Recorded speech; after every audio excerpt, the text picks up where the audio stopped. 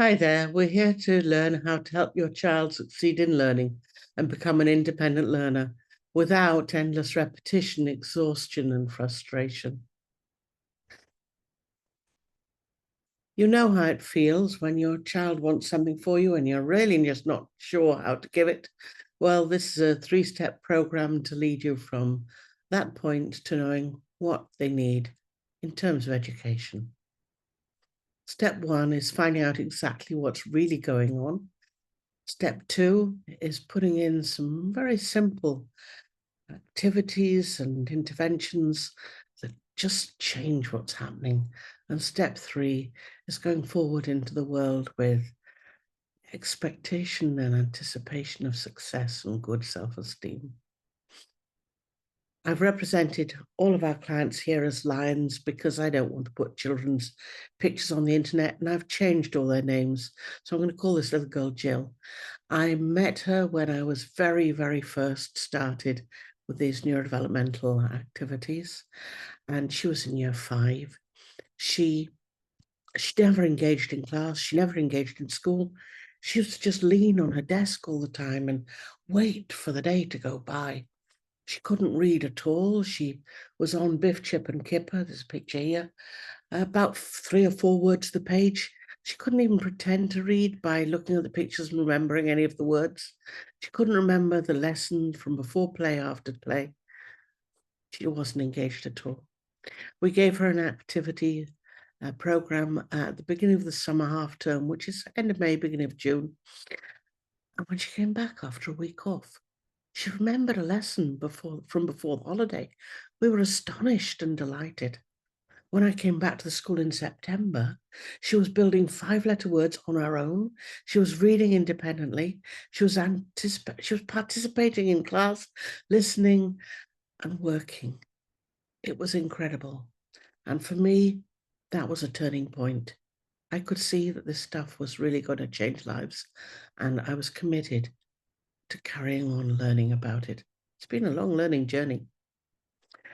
She wasn't the only one. A more recent client, this one in secondary school, is just going up to his GCSEs, which is the important exam that open the doors to higher education and further education.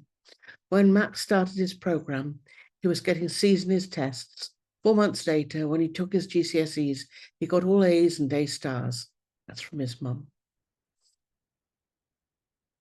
It's time to let go of those labels that I had as a kid and these two youngsters had.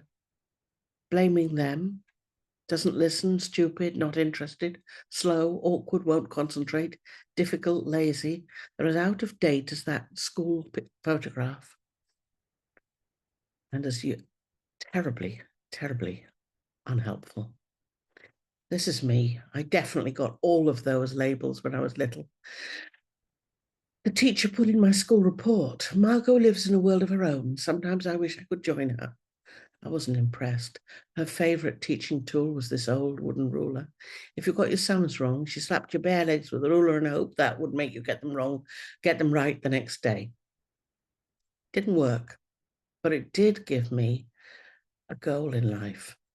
I thought it was so unfair, and I wanted to become a teacher because I was pretty sure I could be a better teacher than she was. I got to teacher training college. It was a struggle with dyslexia and dyspraxia, but I got there. My brothers all went to Oxbridge, but me, I got to teacher training college. And with my challenges and no help, I think that was an achievement. I wrote my first essay, and it came back. Handwritten in those days, all covered in red ink. And at the bottom, this is the worst essay I've ever read, C+. I was devastated. I cried for weeks. Now I look back and think, do you not think in the 1970s, a teacher training college should have recognized dyslexia? And I became a parent. I'd been teaching about 8 years, focusing mostly on the youngsters who, like me, were struggling and trying to get everyone in my class reading. Usually I succeeded, but it was hard. And I wanted for my new young person a different way of life, a different experience. So I went back to study with the Open University. I did several short courses, lots of success, but oh my goodness, it was a struggle. It was such hard work. Studying for me was always hard. Luckily, I was very motivated, but it was such hard work. Then something amazing happened. Just by chance, I met a woman who introduced me to a whole bunch of people who understood what was going on in my brain and the brains of those children that were struggling to learn to read and to do other things. This is one of my amazing teachers in that approach. They taught me activities I could do with the kids at school, the ones I used with that little girl. They taught me things to do to help, and I could see the difference it was making. I wasn't aware of the differences it was also making in my brain, but it did. I went off to get a psychology degree. I got a master's. I became in inclusion and diversity. I became a member of the Dyslexia Association. I started teaching young adults how to access the higher education curriculum. My joke is I teach people to learn things I don't know. And a member of PATOS. Finally, I was learning and succeeding. Finally, I could do what I knew was always inside me, but I could never show it outside. It wasn't just working for me. Our clients say similar things. This is one of the mums. The teachers have noticed differences. He's standing up for himself and he's more assertive, which is brilliant. But he also seems happier in himself and with himself. Every person's results are unique and different. They're personal to them. We all need different things and change in different ways. So your results won't be the same as mine or any of the other students and clients I've met. We can't predict exactly what will happen, but we have seen magnificent changes time and time again. And one dad said, I would say I now have a better understanding of what's going on with Harry and how I can support him. Harry was dyslexic, dyspraxic, and dysgraphic, and he was really struggling. When we went online, it was a gift for us. Some tutors panicked, but we found it just worked better. We could see the individual in their natural environment. We could see what they did in their own time, actually see where and how they were looking when they were working. Asynchronous messaging allowed us to keep up with what was going on between sessions. There was no traveling. It doesn't matter what the label is, or even if there are no labels at all, because we don't diagnose. We look at what's going on and how we can make life and learning easier. Changes can often be surprising and delightful. Parents talk to us about their concerns, and there are some themes that arise.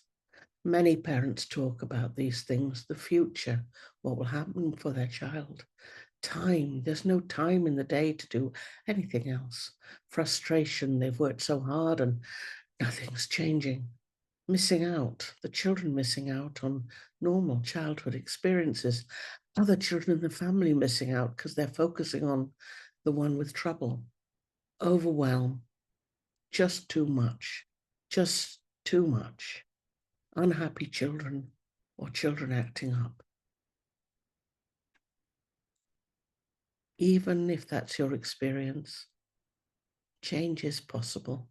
I've seen change in university students going from scraping a pass to good first-class degrees.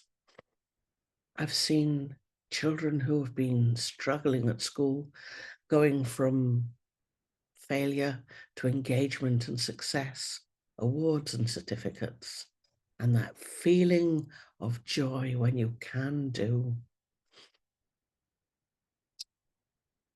If you stick with me on this webinar, you'll learn how to simplify your life and get easier results. A systematic way to understand your child's learning needs, how a tailored program can work for you and your entire family, how to improve your child's learning experience, and how you and your child can have time to enjoy their precious childhood. The 5 biggest mistakes you could make at this point are: do what you've always done and expect different results. Just work longer and harder. Yeah, I got told that. Forget it. Make them sit and finish, no matter what. Tell you, unhappy children don't learn. Never find out exactly what they need. Well, if you haven't found out exactly what they need, it's not your fault. I was 50 when I found out about this stuff. And it was just chance. But once you found out, check it out. Settle for subject specialist. Well, we need subject specialists. I mean, look, I teach at university. I don't know what the lecturers know. But without my help, the students don't find it out either. We don't just need subject specialists. We need specialists in learning and teaching. We need specialists in neurodevelopment to help them know how to learn and learn how to learn. Less is more. It's time to work smarter, not harder. Apparently, Archimedes said, give me a lever that's long enough and somewhere to stand, and I can move the planet. Well, if we can find out exactly what to do, exactly when and how to do it, we can make the changes with less effort. Just putting the right effort in the right place makes all the difference. It's time to stop juggling. It's time to pause to process. You can do this without conflict, without stress, without struggle. Even if your child's given up, even if you feel you've already tried everything, even if the teachers have given up on them, they've given up on me, even if people say they'll never amount to much, you can still make this change. This is me, my family van, about the time when Miss Escott wrote that rather rude report on me. At that point, I already knew what I wanted to do. I wanted life to be fair. That's the way I looked at it as a child. Fair for people like me. Fair chance. I still do, though I see it slightly differently, a little bit less confrontationally. I want to give them what they need to be able to grow and succeed. And that happens through building brains. It happens through the magic of neuroplasticity. We know now that every time you move, you fire neurons in your brain. If you do the same movement again and again, those same neurons fire. And after a while, they go, oh yeah, I'm going to have to do this again tomorrow. Architecture's created. And those new pathways are used for all of the thinking and learning that we need to do. Choose the right activities, the right growth.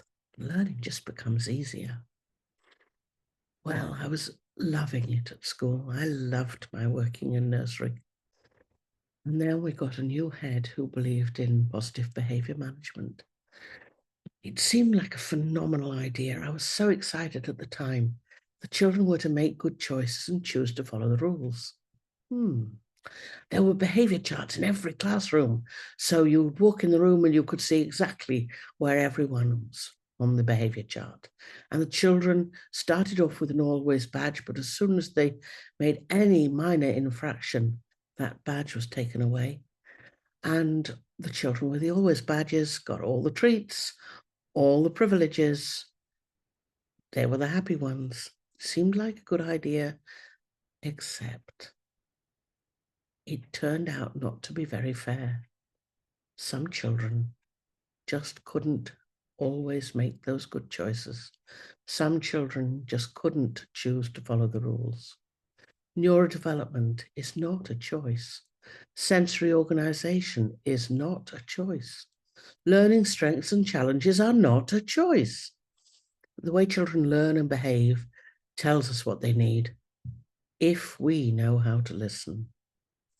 To teach effectively, we need to incorporate an understanding of neurodevelopment an understanding of sensory processing, new and innovative learning approaches, and we need to know to pause to process and give them time to pause to process. Children tell us what they need, what they want. They want to remember what they read. They want to understand the teacher. They want to know what to do. They want to do it on their own. They want to ride a bike. They want to have sleepovers. They want to have friends. Have you asked your children what they want recently? Sometimes it's quite interesting and not what we expect. Today, we're going to explore a 3-step program to help them achieve whatever it is that they want. First step is investigation. We're going to look at the 5 essential neurodevelopmental differences that affect children and how they affect your child. Then we're going to look at the 3 things we need to know about motivation and engagement. So first step is sensory overload. Yeah, we do know about sensory overload now. Everyone's talking about new noise cancelling headphones. A lot of people are talking about coloured overlays and coloured backgrounds. But the bit that we miss is the fact that we all perceive the world differently. Some people's hearing is better than others, we know that. Some people's vision is better than others, we know that. But sometimes we don't appreciate the extent of that.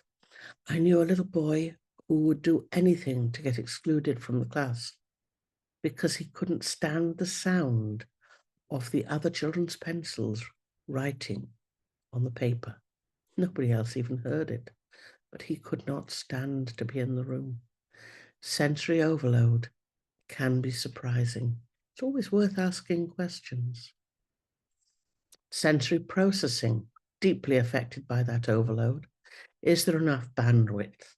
If the bandwidth is being taken up by all of those irritations, you're not going to function so well, and the processing isn't going to happen. That picture of a train is to remind me to tell you about a study I read recently where there was a school that was built next to the railway tracks. And one side of the school was very noisy. The other side of the school was very quiet. The noisy side of the school, the children in those classes were on average a year behind their peers in the other side of the school that was quiet. They put sound insulation on the noisy side and the difference disappeared. It resolved. Isn't that fascinating? We know about sensory overload through noise or vision or all sorts of things. We forget that some people are set on so sensitive that things that we don't even see or hear can be disturbing them. How they think. How do we think? How do our children think? Well, it's always different. How each person thinks about the world is unique to them. It's governed by so many factors. Here we're thinking specifically about building brains, about what they've done through their lives to develop that brain architecture and how it's serving them, and whether we can put in any activities to optimize what's going on. Understanding, not judging. Well, I hope as we go through the 21st century that we're going to be thinking about being a little more understanding and a little less judgmental and a little more inclusive. Wonder, what are they actually avoiding? Or what are they looking for? It's a very individual journey. It shouldn't be a comparison. It doesn't matter what the other kids are reading, whatever their parents say at the school gates. It's not a race. It's a unique expression of self. It's valuable. It's unique. It's precious. And in order to maximize, we need to understand motivation and engagement. Let's look at next steps first. In education, we call it the zone of proximal development, that little bit where you could do it with some help. So just look at it. You've got what you already know down here. And then up there, you've got a potential area where you could do it with a bit of help or a bit of extra instruction. And then above that, you've got a whole lot of stuff that there's no way you're going to do it anytime soon. And children, when they're learning, need to move between the yes, I'm confident with this and confident with this on my own, and yes, I want to explore with a little bit of help. And they need to move between those two stages. And we need to avoid confronting them with that which they really don't have a chance of doing at the moment. Success builds success. And it needs to be picked at the level that the child's at today. So 3 stars and a wish. It's so easy. We've all done it. I've done it. It's so easy to say, do this, do that, do the other. Can't you?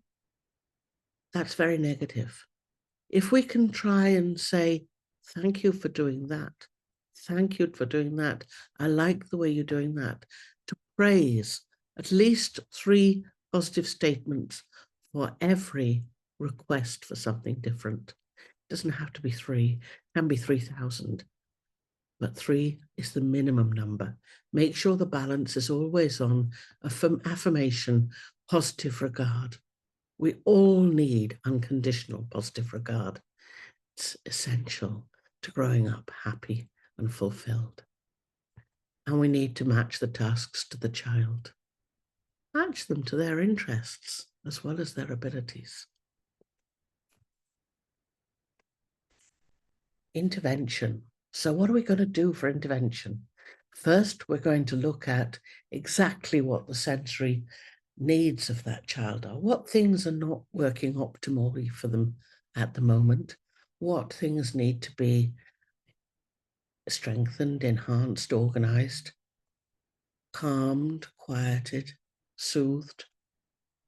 And what learning techniques are ideal for that individual with those neurodevelopmental differences, those thinking styles and thinking skills? What's going to be a good fit for them? We don't know until we know them. Learning differences such as dyspraxia, dyslexia, ADHD, and ASD usually overlap.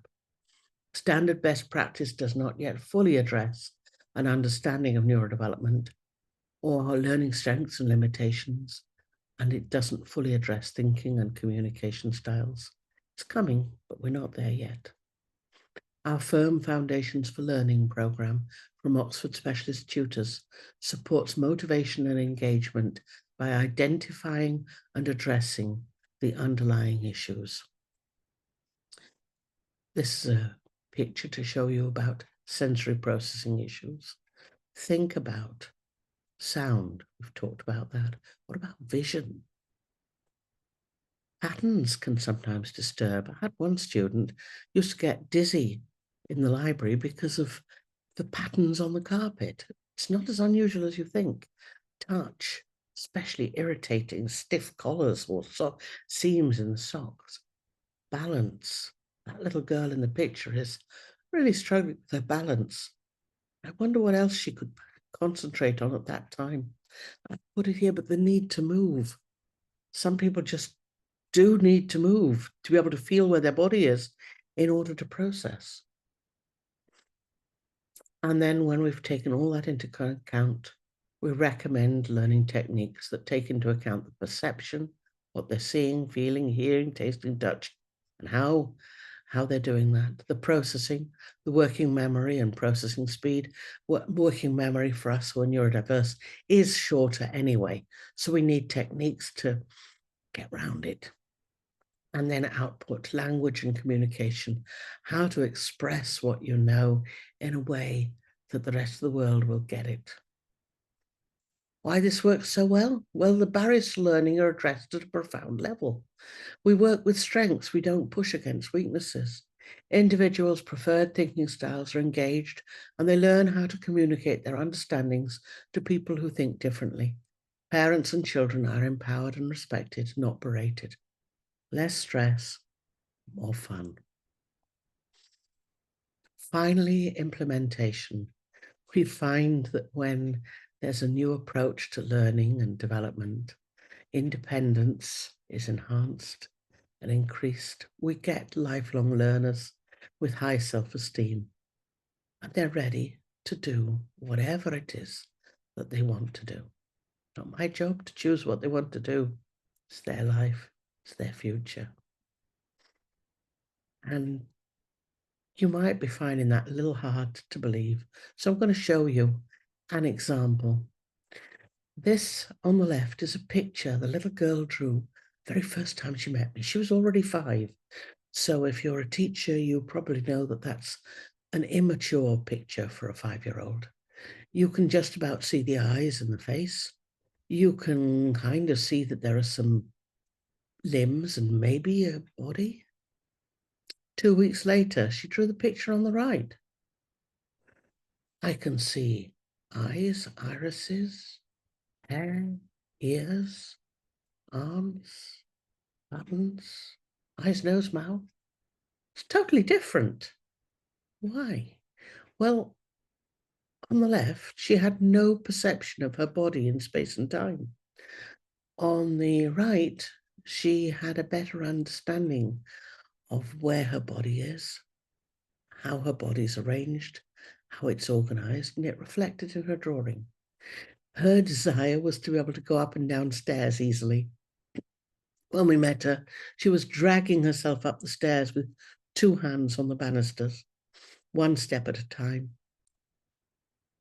Soon after drawing that picture, she was running up the stairs with 2 fingers on the banister, turning down and running down with 2 fingers on the banister, and jumping down the last 3 steps. It was so delightful to see. And she went on to greater and greater strengths. This is another example. This is not a child that I worked with, but it's just to show how changes can happen. It's a little boy in Africa, writing in Afrikaans, and the picture on the left is what he wrote in school. Remember what we talked about sensory overload? Classrooms are full of sensory overload. Sight, sound, smell, taste, everything. The teacher wasn't happy and sent him to do it again at home. At home, there was less sensory overload, and he managed to do the one in the middle. It's a big change, isn't it? Just removing the sensory overload. But he was lucky. His foster mum did what we do, and his foster mum gave him a neurodevelopmental activity. Can't have taken more than a minute, at most. He did that, and then he did the one on the right. Isn't that incredible? Now that's all in one day. And as I say, this is not a child I worked with. We passed that round because all of that in one day, yeah, that is pretty phenomenal. That is amazing. We don't see that every day, but we do regularly see those kinds of changes over weeks and months, just not usually in the same day. So, and reading is often a big issue. This is from a student who came to us after her degree. She wanted to know more about her dyspraxia and her vision. You'll see her story on our website. Her name's Roisin. And she said, now I'm able to focus not just on the words, but what these words are describing.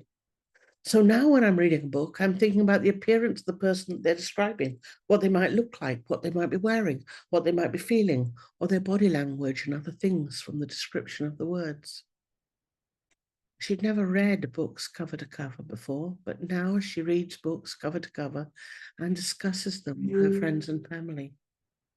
Another reading challenge from another young adult. I'd like to finish by stating that meeting Margot changed my life. I went from someone on the verge of dropping out of university, barely able to read more than a few paragraphs of text without difficulty, to someone who is well read in classical literature. Verne, Dickens, Dumas, and academic textbooks are now fun and engaging. So, we've learned that effective lifelong learning requires 3 essential steps. A clear, profound understanding of individual learning needs, clear, precise intervention, helping the learner to adapt to the environment and the task, self-awareness, knowing what you know, how you learn, and how to communicate what you learn. All that's really important. And we've been doing that for quite a while, but there was still something missing. Some students were still having a challenge communicating what they know. But talking to adult learners is so illuminating. The first thinking style I'm going to tell you about, I've known for a while because that's mine. But I began to learn about others. Let's have a look. Me, I'm dyslexic, which is that represented here by that mind map. It's like I'm quite happy to jump from branch to branch on the mind map. And my listeners are not. So until I was about 50, when finally everything started coming together, I used to get people wandering off in the middle of conversations or saying, "You're too clever for me, Margot," and losing interest. I wasn't getting my ideas across. Now I know how to deal with that. I can't go into it now, but I taught that to a lot of other dyslexics, had some interesting responses. Typically, interactions with tutors and teachers improve. We've had students who are no longer bullied, and the most heartrending, a young lady who said that her relationship with her mother changed completely and improved through learning that. One that I've recently come across through discussion with young adults is what I call cloud thinking. I think it relates to intuitive thinking, where you know the answer, you know what it is, but you may not be able to say where it came from or how you know the answer. Children with that get accused of copying, cheating, or guessing. University students, they just say it's a lucky guess. You can't write an essay if you don't know why you know what you know. It takes a while to learn how to translate that thinking into something that you can put into a critical analysis in an essay, but it does work. I've had students going up from 40% to 70% with that technique. That's really amazing. The table, for me, represents that incredibly organized thinking that I often associate with autism and ASD. Everything fits together beautifully. Now, they need to learn how to deal with stuff that kind of doesn't fit into the pattern because the rest of us are fairly random. They need to learn how to deal with stuff that doesn't fit the rules because the rest of us are constantly breaking them. But that ability to put things together and make sense of them, there's so much potential in there. Then let's look at the motorway interchange. I've also heard that thinking described as a pack of cards splattering everywhere or a train going past in the opposite direction.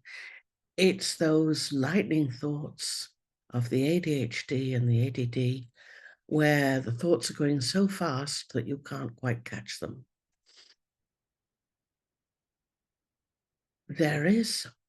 I'm still exploring that with my students, but if you look at the picture on the right, the red image, some of those ADHD students look at that and I say, well, that's what happens when you can get everything to stand still, and they go, got it.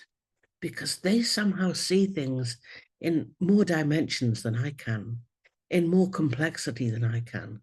But they need to learn a new way to look at it in order to not be overwhelmed. That's definitely a work in progress. And I'd be fascinated by any further insights.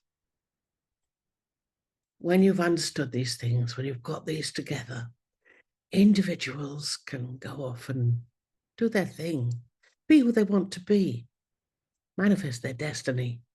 And families find it easier to be happy and at peace and enjoy each other's company. So what are your choices? Yes or no? I've given you lots of reasons for yes. Let's just check in with the reasons for no. Maybe you think it's going to be too hard. Maybe you think there's going to be too much conflict or stress or struggle. Well, If there's conflict, stress, and struggle, we need to draw it back a bit, because this only works if we can do it in that zone of proximal development when it's easy and fun. So if there's stress, conflict, and struggle, you get back in touch with us immediately so that we can make it easy, relaxed, and fun. Is it too late? Have you given up? Has your child given up? Have you already tried everything? Have their teachers given up on them? Or could it be a time for change? You've seen from those other students and clients that people of all ages, I was probably one of the latest ones you've come across, people of all ages experience a complete change in paradigm. If you know your child is capable of more, if this resonates with you, then maybe now is the time. Are you up for the challenge? It all starts with a free consultation. Meet the team. Bring us your questions. Tell us what your child is struggling with. Tell us what you've already tried. Tell us what you'd like to see change. Help us find out if this is right for you. This could be the most important decision you can make right now. Get to know us. Tell us what you need. Discover whether this could work for you. Let us help you find out. Then we can decide if we want to work together. We have a few places available each month, and we allocate them very carefully. The book a call link will take you to a booking form. The form helps us to match you with the right specialist. It doesn't need to be perfect. It starts the process and helps us to prepare. Bring us your questions. Can we help? Book a call now and let's find out together. We won't invite you to join us on the first call. This is an important decision. We'll think about it for a few days and then make the decision. Thank you so much for watching, and I look forward to meeting you again. Do explore the website. Bye.